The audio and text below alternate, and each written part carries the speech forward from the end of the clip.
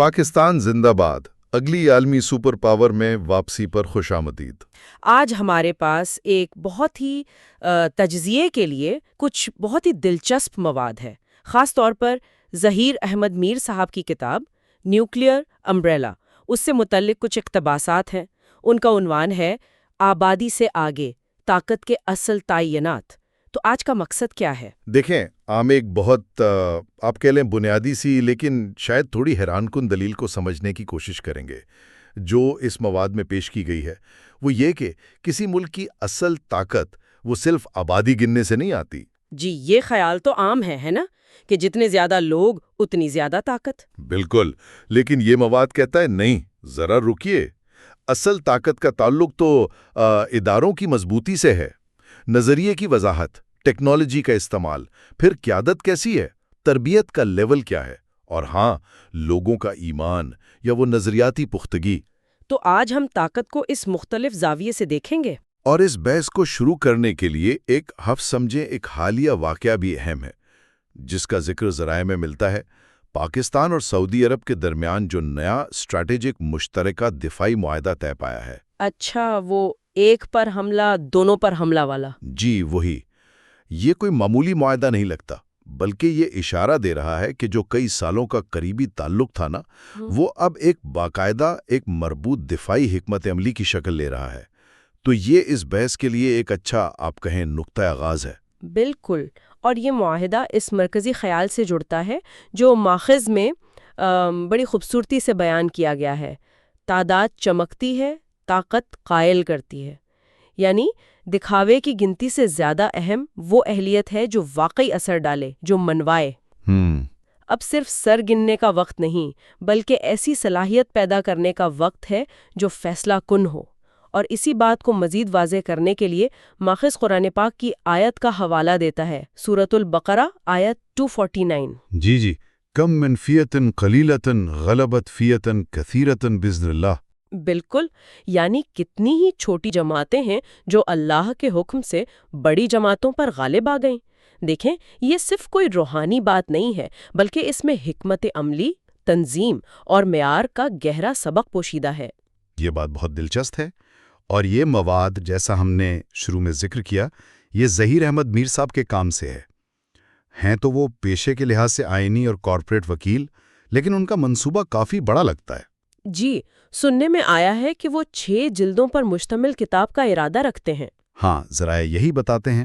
نبی اکرم صلی اللہ علیہ وآلہ وسلم کے دور سے شروع ہو کر 2030 تک کے حالات کا احاطہ کرے گی، اور یہ بھی سننے میں آیا ہے کہ شاید مارچ 2025 تک مکمل ہو جائے۔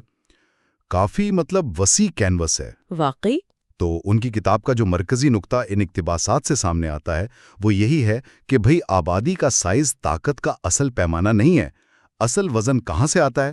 وہ آتا ہے مضبوط اداروں سے، ایک واضح نظریے یا ڈاکٹرائن سے، یعنی ایک سوچا سمجھا لائحہ عمل۔ بالکل۔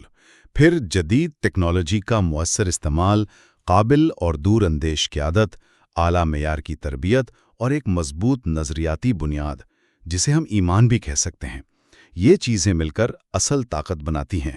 آپ نے ڈاکٹرن یا جنگی نظریے کی بات کی، یہ سمجھنا بہت ضروری ہے۔ دیکھیں، یہ صرف کوئی کتابی بات نہیں ہوتی۔ ڈاکٹرن کا مطلب ہے وہ بنیادی اصول اور وہ طریقے جن پر کوئی فوج یا ریاست عمل کرتی ہے۔ یہ بتاتا ہے کہ وہ کس طرح لڑے گی، کیسے منظم ہوگی، کس قسم کی ٹیکنالوجی استعمال کرے گی اور مقاصد کیسے حاصل کرے گی۔ ایک واضح اور مؤثر ڈاکٹرن وہ چھوٹی فوج کو بھی بڑی فوج پر بھاری کر سکتا ہے۔ یہ بہت اہم نقطہ ہے۔ اور اسی سوچ کی عملی جھلک ہمیں پاک سعودی معاہدے میں نظر آتی ہے، جس کا ذکر رائٹرز کے حوالے سے ماخذ میں موجود ہے۔ یہ صرف دفاعی تعاون بڑھانے کی بات نہیں، بلکہ اس میں فورس انٹیگریشن یعنی افواج کے انضمام کا ذکر ہے۔ فورس انٹیگریشن، اس کا کیا مطلب ہے؟ دیکھیں، یہ صرف فوجیوں کو ایک ساتھ کھڑا کرنا نہیں ہوتا۔ اس کا مطلب ہے مشترکہ کمانڈ سسٹم بنانا، ہتھیاروں اور ساز و سامان کو ایک دوسرے کے ساتھ ہم کرنا یعنی کمپیٹیبل بنانا، مل کر جنگی مشقیں کرنا تاکہ 2 الگ الگ افواج ایک متحدہ اور زیادہ مؤثر قوت کے طور پر کام کر سکیں۔ اچھا، تو یہ تعداد بڑھانے سے کہیں زیادہ گہری اور اسٹریٹجک بات ہے۔ بالکل، یہ معیار پر توجہ ہے، محض مقدار پر نہیں۔ صحیح کہا، اور ماخذ اس نظریے کی جڑیں اسلامی تعلیمات میں بھی دکھاتا ہے۔ سورۃ البقرہ کی آیت 2.249 کا ذکر تو ہوا ہی، جو طالوت اور جالوت کے واقعے کی طرف اشارہ کرتی ہے۔ اس کے ساتھ سورۃ آل عمران کی آیت 123 کا بھی حوالہ ہے، جو خاص طور پر جنگ بدر کے معجزے کا ذکر کرتی ہے۔ جی، بدر میں مسلمانوں کی تعداد کتنی کم تھی، وسائل کتنے محدود تھے، لیکن تنظیم، ایمان اور اللہ کی مدد سے انہوں نے اپنے سے کئی گنا بڑے لشکر کو شکست دی۔ یہ مثالیں اس بات پر زور دیتی ہیں کہ روحانی پختگی اور عملی تیاری یہ مل کر حیرت انگیز نتائج دے سکتی ہیں۔ یہی تو اسلام کا اسٹریٹجک پیغام ہے، جیسا کہ ماخذ اسے پیش کرتا ہے، کہ منظم، معیاری، حکمت عملی سے لیس اور نظریاتی طور پر پختہ قوت وہ محض ایک بے ہنگم ہجوم پر چاہے وہ کتنا ہی بڑا کیوں نہ ہو ہمیشہ بھاری رہے گی۔ یہ کوئی اتفاق نہیں بلکہ ایک اصول ہے۔ طاقت کا کھیل صرف گنتی کا نہیں بلکہ گہرائی، معیار، نظم و ضبط اور نظریاتی یکجہتی کا ہے۔ اور یہ صرف مذہبی تاریخ کی بات نہیں، ماخذ کہتا ہے کہ پوری انسانی تاریخ اس اصول کی گواہی دیتی ہے۔ اسلامی تاریخ سے تو بہت سی مثالیں ہیں، بدر کے علاوہ احد، خندق، قادسیہ، یرموک، عین جالوت، ان سب جنگوں میں اکثر مسلمان تعداد میں کم تھے مگر کامیاب رہے۔ پھر عثمانی اور مغل سلطنتوں کے عروج کے ابتدائی دور کو بھی اسی زاویے سے دیکھا جا سکتا ہے۔ جی بالکل۔ لیکن ماخذ صرف یہی نہیں رکتا، وہ عالمی تاریخ سے بھی مثالیں لاتا ہے۔ قدیم یونان کی مشہور جنگ تھرموپیلائی، جہاں چند سو اسپارٹنز نے اتنی بڑی فارسی فوج کو روکے رکھا۔ ہاں، اور میراتھن بھی۔ جی، میراتھن، جہاں ایتھنز والوں نے عددی کمی کے باوجود فتح حاصل کی۔ پھر ذرا قریب آ جائیں تو دوسری جنگ عظیم میں فن لینڈ کی سوویت یونین کے خلاف وہ دلیرانہ مزاحمت۔ فن لینڈ کتنا چھوٹا ملک تھا اور سوویت یونین کتنا بڑا۔ واقعی حیرت انگیز مثال ہے۔ پھر ویتنام جنگ، جہاں ویت کانگ نے دنیا کی سپر پاور کا مقابلہ کیا، اور کیوبا، جو اپنے سے کہیں بڑی طاقتوں کے سامنے آج تک کھڑا ہے۔ یہ ساری مثالیں چیخ چیخ کر کہہ رہی ہیں کہ بھائی صرف گنتی مت دیکھو۔ ان تمام تاریخی مثالوں کا نچوڑ نکالتے ہوئے ماخذ 5 بنیادی عوامل کی نشاندہی کرتا ہے، جو کسی بھی قوت کو، چاہے وہ تعداد میں کم ہو، فیصلہ کن برتری دلا سکتے ہیں۔ ان کو سمجھنا بہت ضروری ہے۔ اچھا، وہ 5 عوامل کون سے ہیں؟ پہلا، قیادت کا کردار، یعنی ایسی لیڈرشپ جو نہ صرف قابل ہو بلکہ پرعزم ہو، دور اندیش ہو اور مشکل وقت میں فوج اور قوم کو متحد رکھ سکے۔ دوسرا، ٹیکنالوجی کا مؤثر استعمال۔ ضروری نہیں کہ آپ کے پاس سب سے جدید ترین ہتھیار ہوں، لیکن جو بھی ٹیکنالوجی آپ کے پاس ہے اسے ذہانت اور حکمت عملی سے استعمال کرنے کی صلاحیت ہو۔ یعنی اسمارٹ استعمال۔ بالکل، کبھی کبھی سادہ ٹیکنالوجی بھی صحیح حکمت عملی کے ساتھ بہت کارگر ثابت ہوتی ہے۔ تیسرا، واضح اور مؤثر جنگی نظریہ یا ڈاکٹرائن، جس کی بات ہم پہلے کر رہے تھے، یعنی لڑنے کا ایک سوچا سمجھا، حالات کے مطابق ڈھالا ہوا طریقہ۔ ٹھیک۔ چوتھا، تنظیم اور تربیت کا اعلیٰ معیار، یعنی آپ کی فوجی اور ادارے کتنے منظم ہیں، ان کی تربیت کیسی ہے، ان کا مرال کیسا ہے۔ ایک تربیت یافتہ اور منظم سپاہی 10 غیر تربیت یافتہ سپاہیوں پر بھاری ہوتا ہے۔ پانچواں اور شاید سب سے اہم، نظریاتی اتحاد اور عزم، یعنی ایک مشترکہ مقصد، ایک مشترکہ نظریہ جس پر سب کا پختہ یقین ہو اور جس کے لیے وہ ہر قربانی دینے کو تیار ہوں۔ یہ 5 نکات واقعی سوچنے پر مجبور کرتے ہیں۔ اب ذرا بات کرتے ہیں پاکستان کی، کیونکہ ماخذ خاص طور پر پاکستان کے حوالے سے کچھ نکات اٹھاتا ہے۔ وہ کون سی چیزیں ہیں جو مصنف کے خیال میں پاکستان کو اس کی آبادی یا معیشت کے ہجوم سے زیادہ اسٹریٹجک وزن دیتی ہیں؟ جی، اس پر بات کرتے ہیں۔ سب سے پہلے تو ظاہر ہے ایٹمی ڈیٹرنٹس کا ذکر ہے، یعنی نیوکلیئر صلاحیت، جو کسی بھی ممکنہ حملہ آور کو سوچنے پر مجبور کرتی ہے۔ یہ ایک ایسی صلاحیت ہے جو روایتی طاقت کے توازن کو بالکل بدل دیتی ہے۔ جی ہاں، یہ تو ایک طرح کی گارنٹی ہے۔ اسے آپ ایک قسم کی گارنٹی سمجھ سکتے ہیں۔ بالکل۔ ایٹمی ڈیٹرنس کے علاوہ ماخذ پاکستان کی افواج کے جنگی تجربے کی بات کرتا ہے، یعنی بیٹل ہارڈنڈ ہونا۔ کئی دہائیوں سے مختلف قسم کے تنازعات اور چیلنجز کا سامنا کرنے کی وجہ سے ایک خاص قسم کی مہارت اور پختگی پیدا ہوئی ہے۔ اسی سے جڑا ہوا ایک اور اہم نقطہ ہے اے سیمیٹرک ایکولائزیشن کی صلاحیت۔ اے سیمیٹرک ایکولائزیشن، یہ کیا چیز ہے؟ یہ تھوڑا ٹیکنیکل لگتا ہے، لیکن اس کا سادہ مطلب ہے کہ ایسے طریقے یا حکمت عملی استعمال کرنا جن سے دشمن کی عددی یا ٹیکنالوجی کی برتری کو کم یا بے اثر کیا جا سکے۔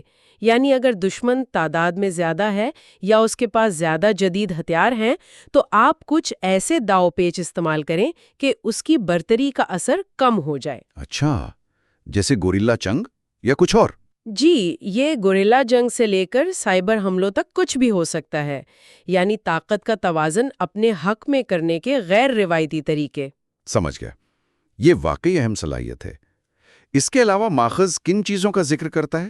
اس کے علاوہ ماخذ میں اسٹریٹجک خود مختاری کا ذکر ہے، یعنی اپنے فیصلے خود کرنے کی صلاحیت، کسی بیرونی دباؤ کے بغیر، اور ساتھ ہی مؤثر انٹیلیجنس صلاحیتیں، یعنی معلومات اکٹھی کرنے اور دشمن کے ارادوں کو بھانپنے کی اہلیت۔ ٹھیک۔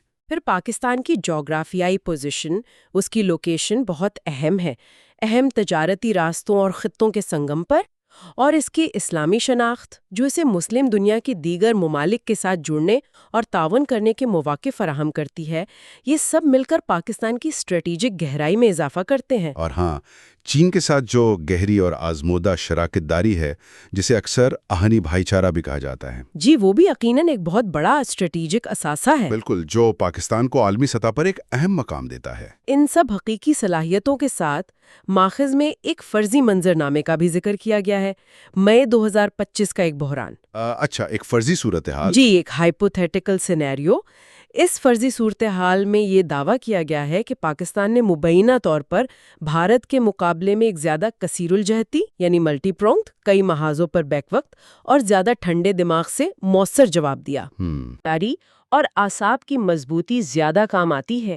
یہاں یہ بات واضح کرنا بہت ضروری ہے کہ ہم صرف وہی بیان کر رہے ہیں جو ماخوذ میں لکھا ہے۔ یہ ایک فرضی صورتحال ہے اور ہم اس کے سچ یا جھوٹ ہونے پر کوئی تبصرہ نہیں کر رہے۔ سمجھ گیا۔ مصنف نے اسے اپنی دلیل کو مضبوط کرنے کے لیے استعمال کیا ہے کہ پاکستان کا اسٹریٹجک وزن اس کی آبادی کے سائز سے کہیں زیادہ ہے۔ بالکل ٹھیک ہے، تو یہ تمام نکات، تاریخی مثالیں، قرآنی حوالے، وہ 5 کلیدی عوامل، پاکستان کی مخصوص صلاحیتیں اور یہ فرضی منظرنامہ، سب مل کر ایک ہی تصویر پیش کر رہے ہیں۔ اب اگر ہم اس سب کو سمیٹیں تو اس کا لب لباب کیا ہے؟ آج ہم نے جن ذرائع کا جائزہ لیا ان کا مرکزی پیغام بہت واضح ہے کہ کسی قوم کی حقیقی طاقت کا اندازہ صرف لوگوں کی تعداد یا زمین میں موجود خزانوں سے نہیں لگایا جا سکتا۔ یہ پرانی سوچ ہے۔ جی، یہ آؤٹ ڈیٹڈ ہے۔ نہیں، یا آپ کہیں اصل سوچ یہ ہے کہ طاقت کا تعین معیاری عوامل سے ہوتا ہے۔ وہ عوامل کیا ہیں؟ بصیرت رکھنے والی قیادت، ٹیکنالوجی کا سمارٹ استعمال، مؤثر جنگی حکمت عملی یا ڈاکٹرین، بہترین تربیت یافتہ اور منظم ادارے، اور سب سے بڑھ کر ایک مضبوط نظریاتی بنیاد اور اتحاد۔ اور پاک سعودی معاہدے کو اسی سوچ کی ایک تازہ مثال کے طور پر پیش کیا گیا ہے، یعنی تعداد سے زیادہ معیار اور اسٹریٹجک الائنمنٹ پر فوکس۔ بالکل۔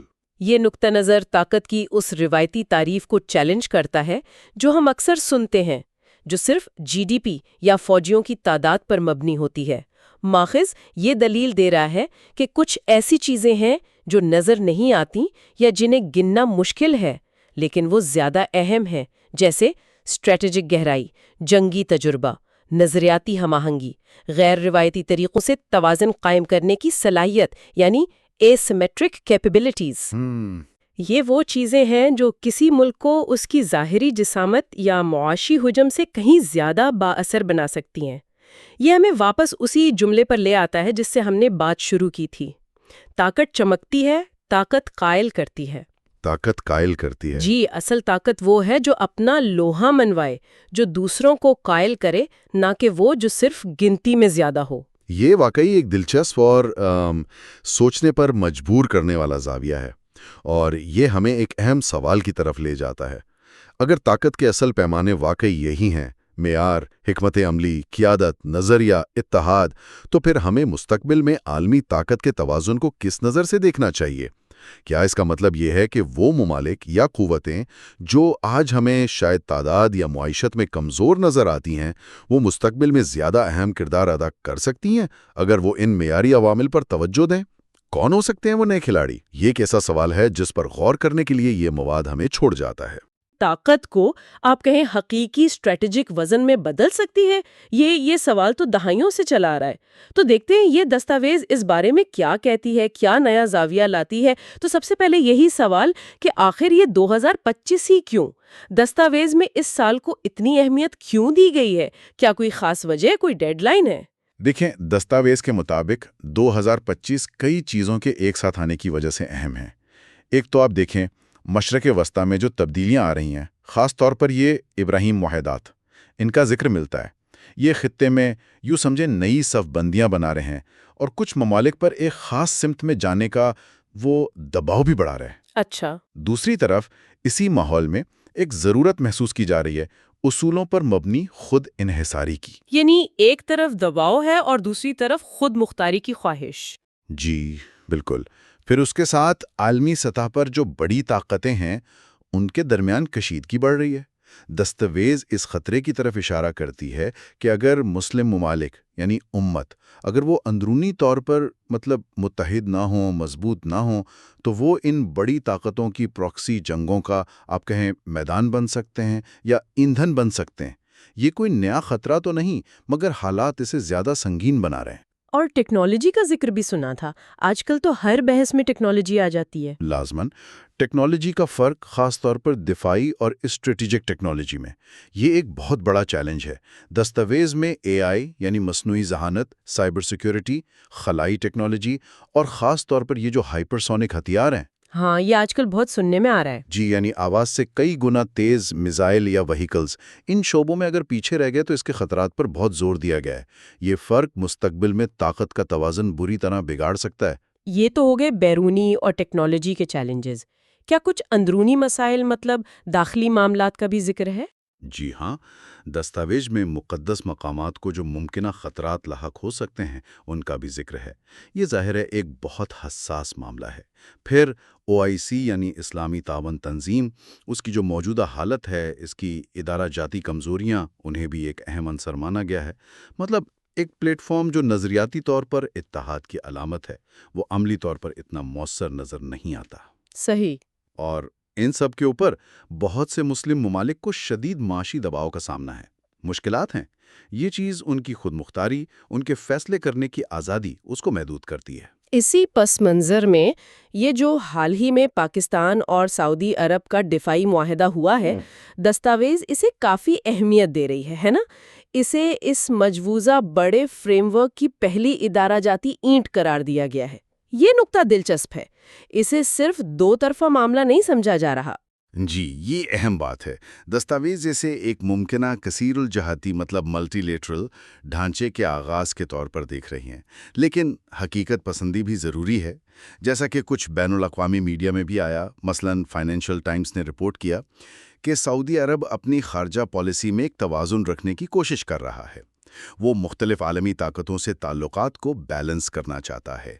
تو یہ دیکھنا ہوگا کہ یہ نیا معاہدہ اس وسیع تر پالیسی میں کیسے فٹ ہوتا ہے۔ ٹھیک، تو یہ وہ سارے عوامل ہیں جو 2025 کو ایک اہم موڑ یا نقطۂ آغاز بناتے ہیں۔ اچھا، اب آتے ہیں اصل فریم ورک کی طرف جو دستاویز تجویز کر رہی ہے۔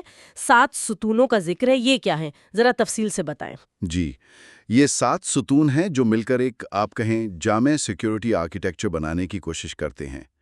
پہلا ستون ہے اجتماعی دفاعی معاہدہ یعنی کلیکٹیو ڈیفنس پیکٹ۔ اجتماعی دفاعی معاہدہ۔ جی، آسان الفاظ میں آپ اسے مسلم دنیا کا آرٹیکل 5 کہہ سکتے ہیں، جیسے نیٹو میں ہے۔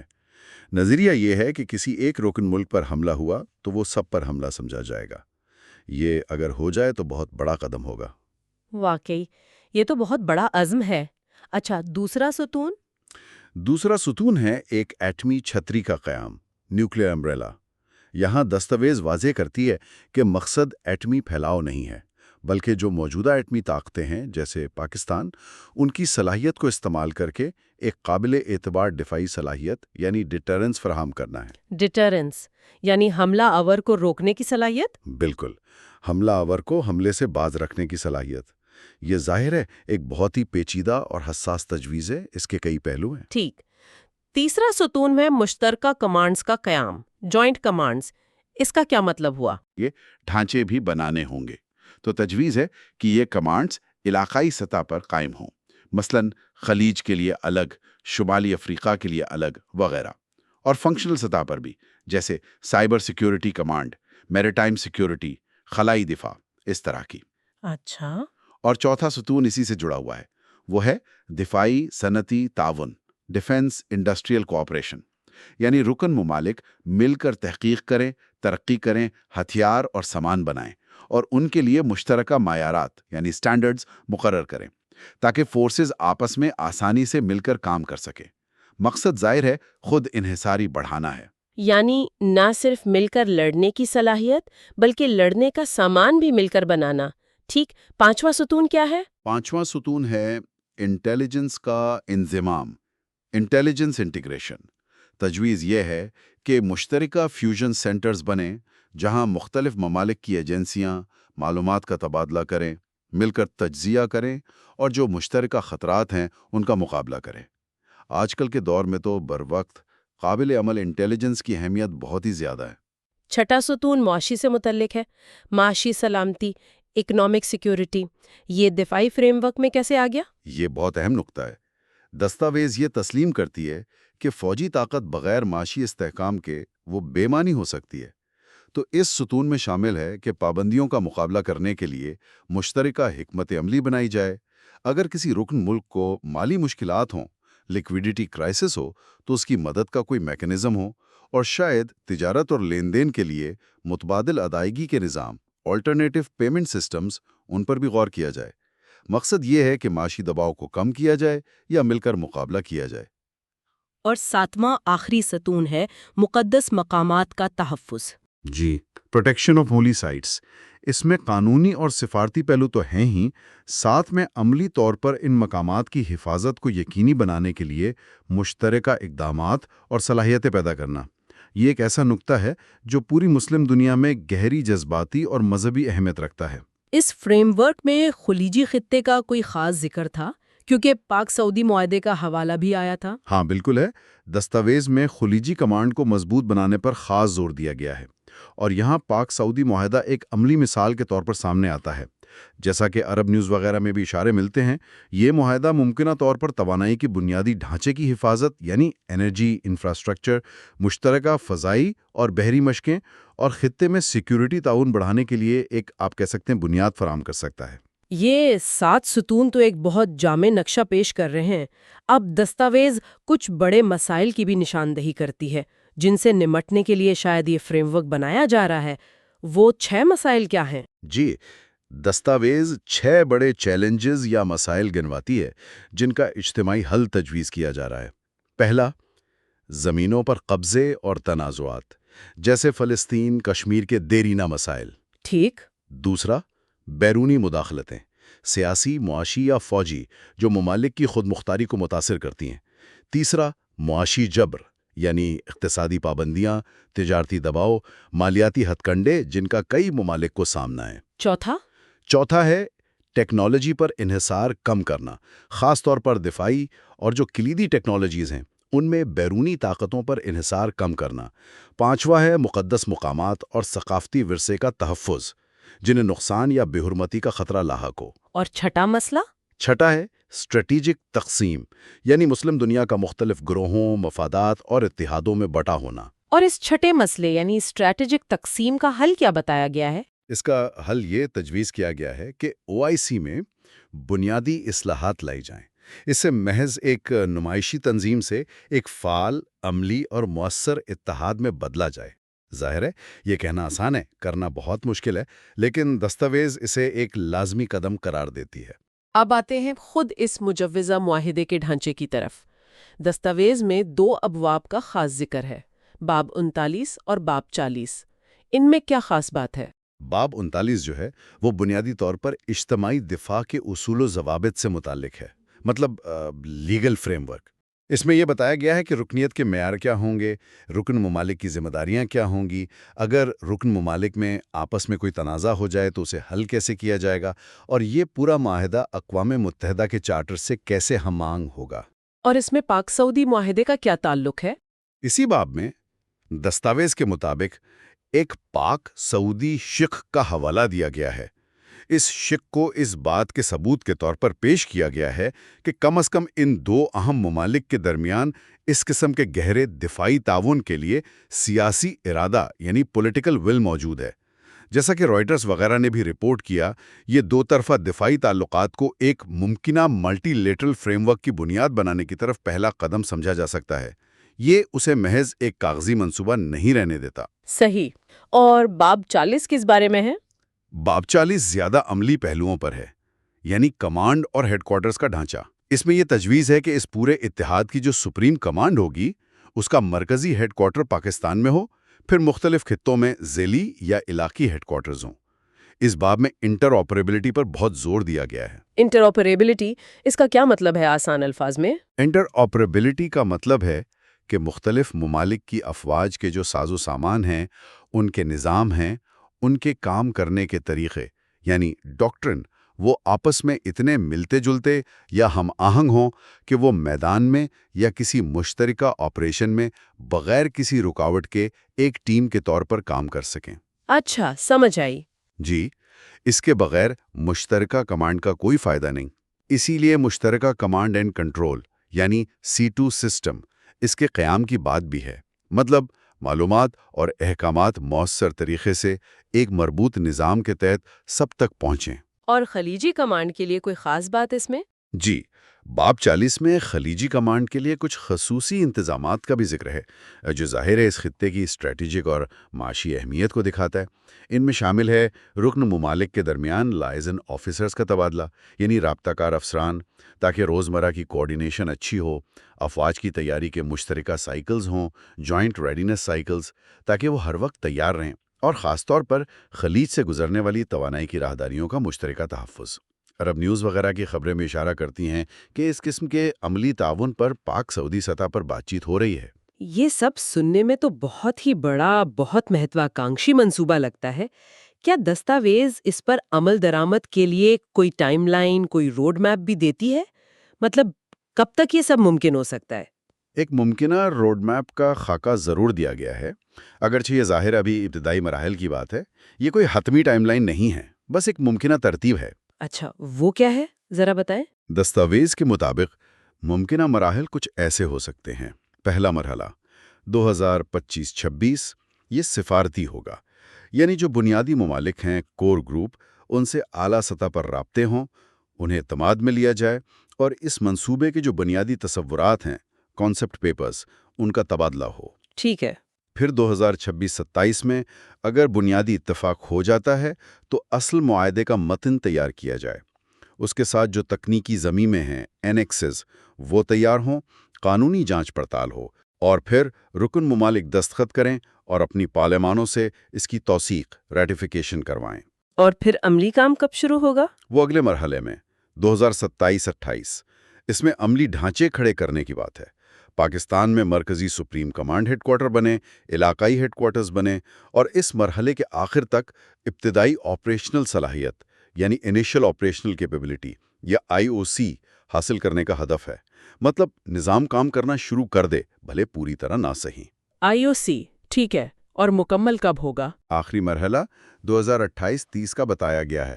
اس میں باقی کام مکمل ہوں، مشترکہ فوجی معیارات، سٹینڈرڈز بنے اور نافذ ہوں، بڑے پیمانے پر مشترکہ فوجی مشقیں ہوں تاکہ افواج کو مل کر کام کرنے کی عادت ہو، اور پھر مکمل آپریشنل صلاحیت یعنی فل آپریشنل کیپیبلٹی یہ FOC حاصل کی جائے۔ دستاویز میں یہ بھی تجویز ہے کہ شاید اس صلاحیت کا کسی نہ کسی شکل میں عوامی سطح پر مظاہرہ بھی کیا جائے تاکہ اس اتحاد کی ساخ، کریڈیبلٹی بنے اور ممکنہ مخالفین کو ایک واضح پیغام بھی جائے۔ یہ تو واقعی ایک قدم و قدم منصوبہ لگتا ہے۔ لیکن ان تمام ہیڈ کوارٹرز، مشترکہ مشقوں، نئے نظاموں کے لیے تو بہت زیادہ وسائل چاہیے ہوں گے۔ پیسہ کہاں سے آئے گا؟ کیا فائنانسنگ کے بارے میں بھی کچھ ہے دستاویز میں؟ جی، یہ سوال بہت اہم ہے اور دستاویز اس پر بھی بات کرتی ہے۔ کچھ آپ کہہ سکتے ہیں جدید اور اسلامی مالیاتی اصولوں پر مبنی تجویز ہیں۔ ایک تو دفاعی صکوک کا اجرا، یعنی ڈیفنس صکوک۔ اسلامی بانڈز کی طرح؟ جی بالکل، اسلامی بانڈز جو خاص دفاعی منصوبوں کے لیے ہوں۔ دوسرا، اوقاف کا استعمال، یعنی جو وقف املاک یا ادارے ہیں ان کے فنڈز کو ممکنہ طور پر استعمال کرنے کے طریقے تلاش کیے جائیں۔ تیسرا، تکافل، یعنی اسلامی انشورنس، اسے دفاعی اثاثوں یا اہلکاروں کے لیے استعمال کیا جا سکتا ہے۔ اور ممالک حصہ کیسے ڈالیں گے؟ اس کے لیے ایک GDP شیئرنگ فارمولا تجویز کیا گیا ہے، یعنی ہر رکن ملک اپنی مجموعی قومی پیداوار GDP کے ایک مخصوص متناسب حصے کے مطابق اس مشترکہ دفاعی بجٹ میں اپنا حصہ ڈالے۔ تو اگر ہم اس ساری گفتگو کا خلاصہ کریں تو یہ دستاویز ایک بہت بڑے ویژن کو سامنے رکھتی ہے۔ اس کا مرکزی پیغام، جو آپ نے شروع میں بھی قرآن کی آیت سورۃ البقرہ 249 کے حوالے سے بتایا تھا، وہ یہی لگتا ہے کہ اصل چیز تعداد نہیں بلکہ ایمان، معیار اور اتحاد ہے۔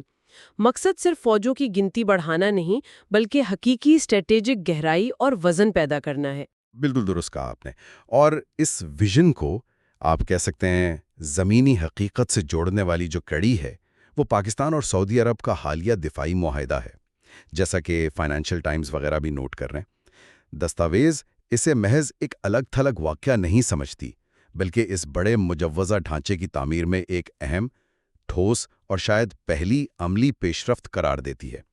اسے یہ تاثر ملتا ہے کہ یہ صرف ایک تھیوری یا خواہش نہیں بلکہ اس پر عملی کام کم از کم کچھ سطحوں پر اب شروع ہو رہا ہے۔ یقیناً آج کا یہ جائزہ اس کافی پیچیدہ اور کثیر الجہتی موضوع کا مکمل احاطہ تو نہیں کر سکتا، یہ تو بس ایک تعارف ہے۔